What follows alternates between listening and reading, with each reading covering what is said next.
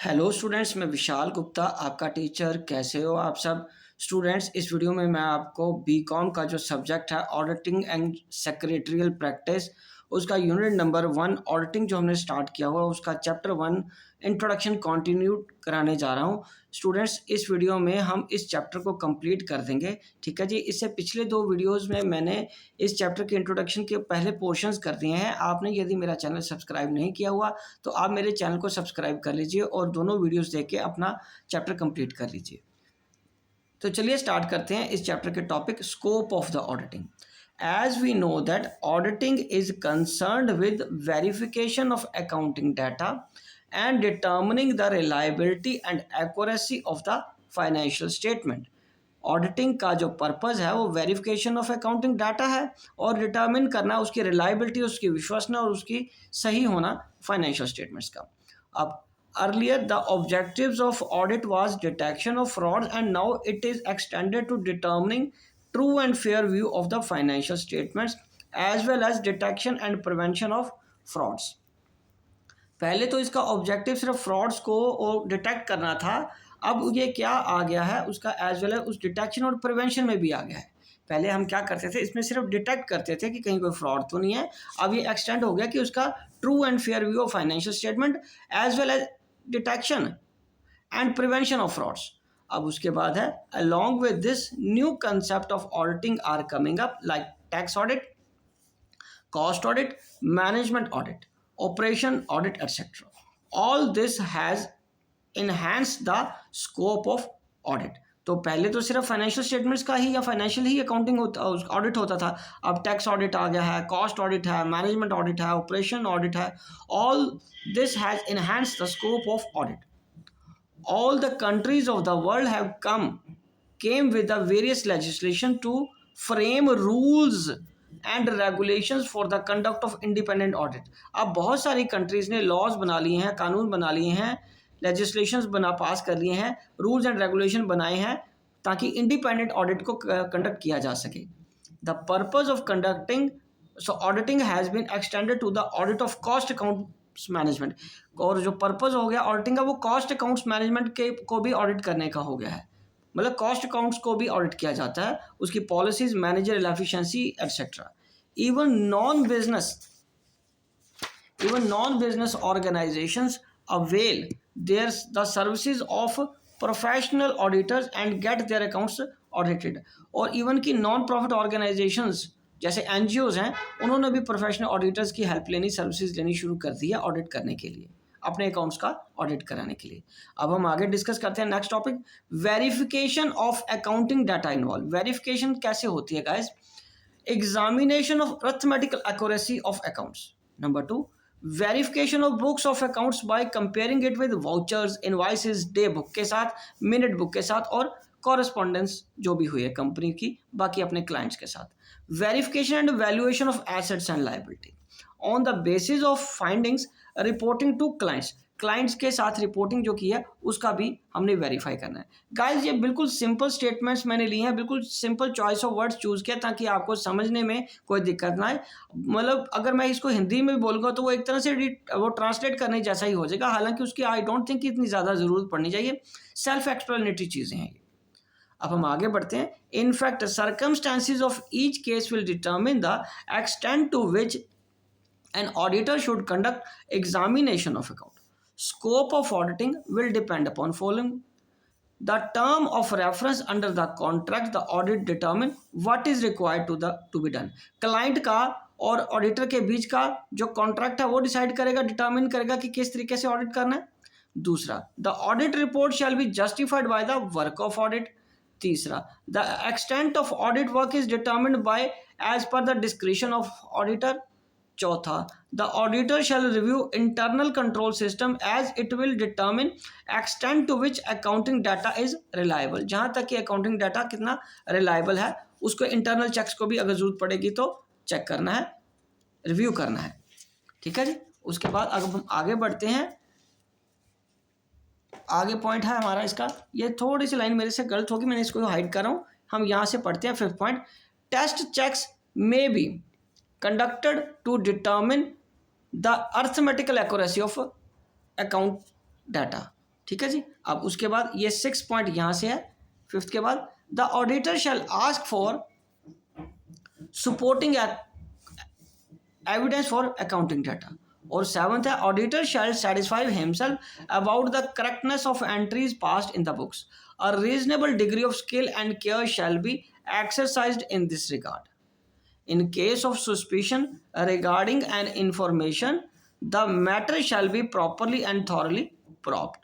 Probed मतलब उसकी जांच पड़ताल की जानी चाहिए। In fact, duties of an auditor are determined by the scope of audit. तो इससे ये पता चला हमें कि जो ड्यूटीज हैं ऑडिटर की वो स्कोप ऑफ ऑडिट से ही डिटर्मिन होंगी, which involves bringing out inaccuracies in the books of account, जिससे पता चलेगा कि कितनी इनएक्यूरेसीज हैं वो फाइंड कर पाएगा बुक्स ऑफ अकाउंट से।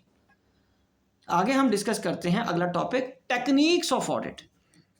ठीक है गाइस, तो टेक्निक्स ऑफ ऑडिट में है the method and means used by the auditor along with obtaining and accumulating the evidence, all are part of audit techniques. The auditor most commonly use the following techniques. पहला, checking of posting and casting, उसकी checking करना। जो posting आपको पता ना क्या होती है, पोस्टिंग क्या होती है बच्चे, जर्नल से लेजर में ट्रांसफर करना, और कास्टिंग में उसका टोटलिंग करना। ठीक है, और उसके बाद counting and physical examination of various assets.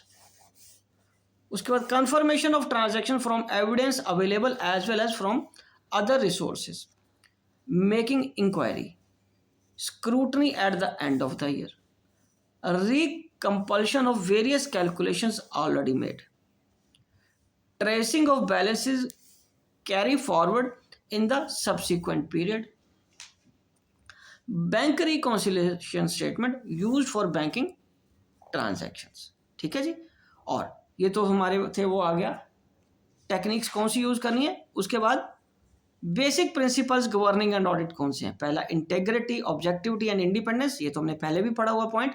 The auditor should be honest and sincere towards his work.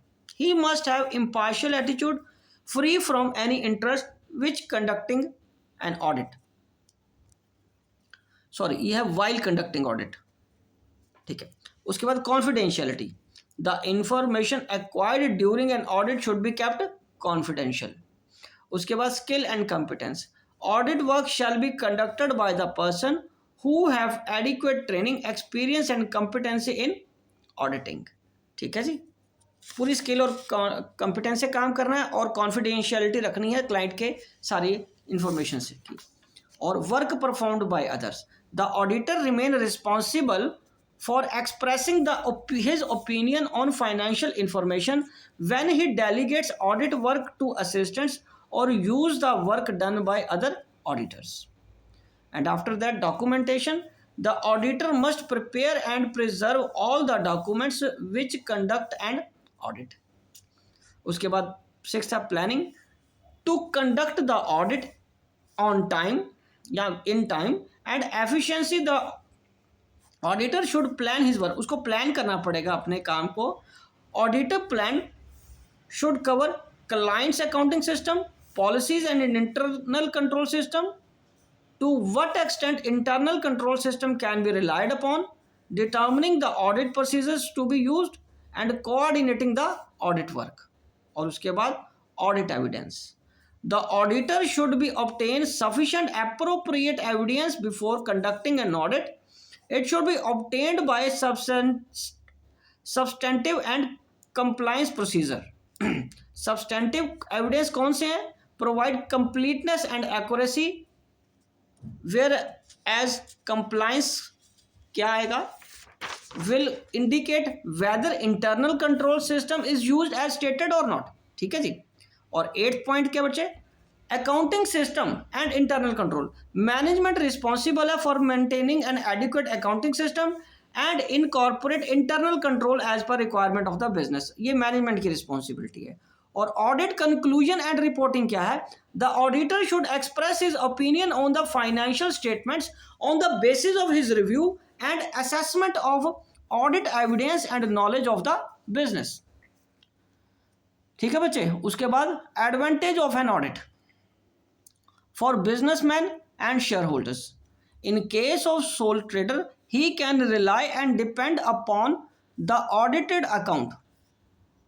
He can also value his business. उसके बाद disputes over the correctness of profit can be avoided in case of partnership firm. Shareholder can judge the performance of the management as they are not part of day-to-day affairs of the company, और shareholder अपने share की value भी कर सकते हैं. तो ये तो एडवांटेजेस आ गए सिंपल से ऑडिट के. ठीक है बच्चे, चलें आगे. तो इसकी एक्सप्लेनेशन ज़्यादा तो नहीं चाहिए, बहुत सिंपल से पॉइंट है ये. चलिए अब हम आगे बढ़ते हैं. मैनेजमेंट के लिए क्या है, ये तो सिंपल पहले किसके लिए था, for businessman and share holders के लिए. अब हम बात करेंगे ऑडिट का क्या एडवांटेज है मैनेजमेंट के लिए. तो गाइस मैनेजमेंट के लिए जो एडवांटेज है वो है, it helps the management in detecting and preventing errors and frauds. दूसरा, it keeps the accountants and staff vigilant. तीसरा, claim due to fire, theft and accident can be estimated from audited accounts.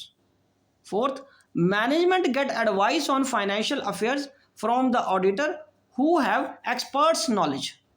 Or fifth, audited accounts can be compared easily. और next हम बात करेंगे creditors की. So long term and short term creditors can depend upon audited financial statements while taking decision to grant credit to business houses.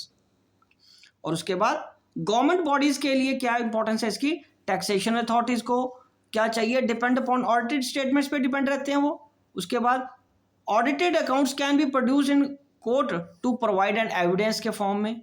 Audited accounts are useful for government while granting subsidies के लिए भी ये important है.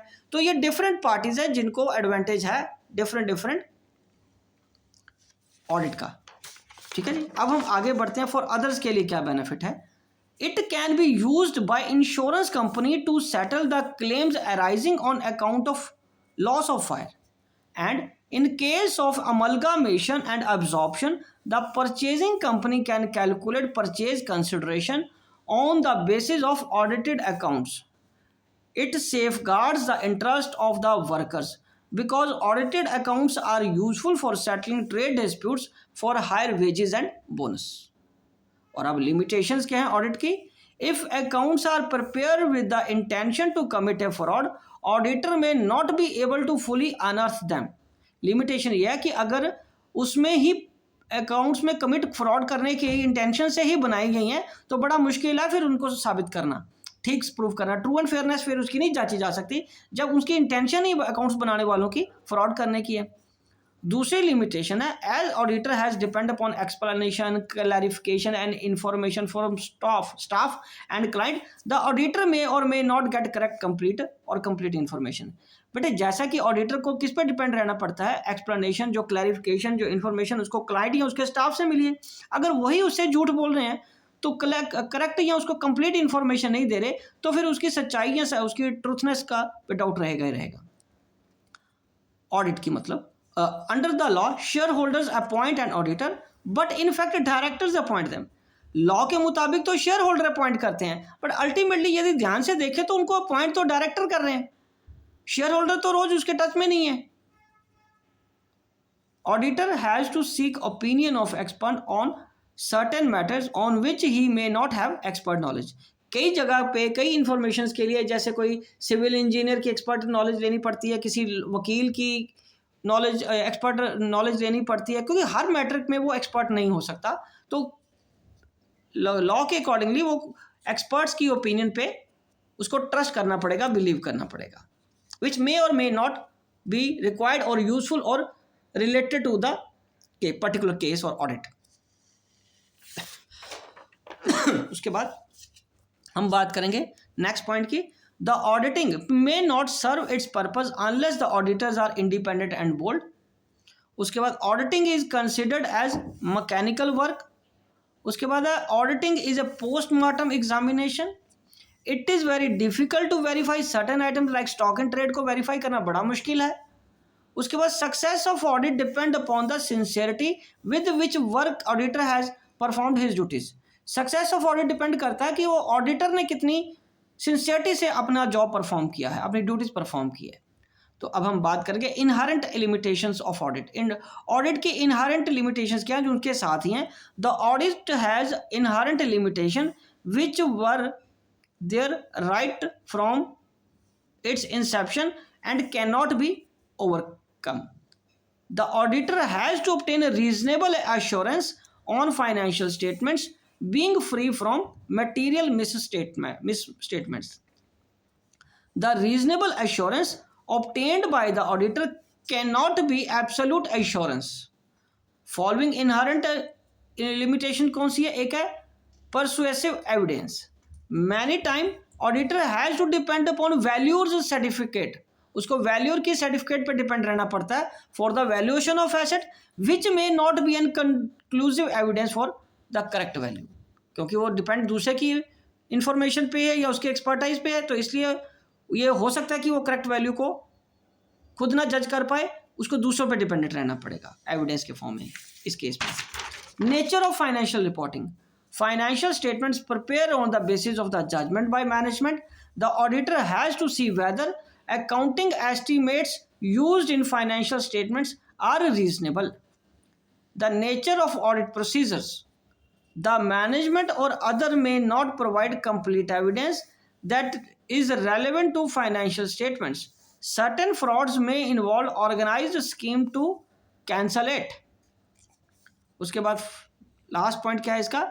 Limitation of time and cost, limitation of time और cost की रहती है। The auditor is expected to form an opinion on financial statement within a limited time and reasonable cost, thereby the auditor applies test check instead of complete checking. Because of such inherent limitations some material misstatements may remain undetected by audit procedure, ठीक है, bye the auditor. इस limitation की वजह से कई बार हो सकता है वो मिस स्टेटमेंट हो जाए और कुछ चीज़ें अनडिटेक्ट रह जाएं उसके ऑडिट प्रोसीजर के समय, ठीक है गाइस। तो गाइस इसी के साथ ये चैप्टर 1 कंप्लीट होता है, तो और मैं ये वीडियो भी यहीं कंक्लूड करता हूँ। आई होप कि आपको अच्छे से समझ आ गया होगा। आप इसी तरह मेरे चैनल को सब्सक्राइब करके वीडियोस देखते रहिए और अपना कोर्स कंप्लीट करते रहिए। Wishing you good luck.